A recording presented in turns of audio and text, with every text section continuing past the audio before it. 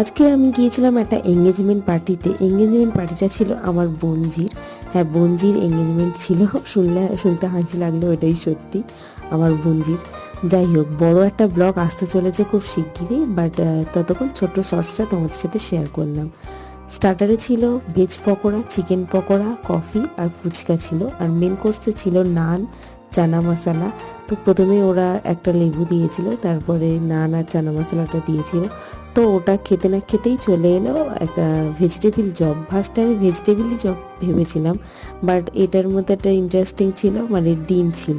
আমাদের এখানে ডিমের চপটা মানে এরকম ভেজিটেবিল দিয়ে কোটিং করা থাকে না, বাট এটা বেশ ইন্টারেস্টিং লাগলো, খেতেও ভালো ছিল। দেন তারপরে চলে এলো ফ্রাইড রাইস আর চিকেন কষা। তারপরে হচ্ছে কি চাটনি আর পাঁপড় এসেছিলো, মিষ্টি হয়েছিল, পান্তুয়া আর রসগোল্লা আমি খাইনি। আর ওরা যে কেকটা কাটিং করেছিল সেটাই কেকটা দিয়েছিল, আর লাস্ট ছিল পান আর আইসক্রিমটা।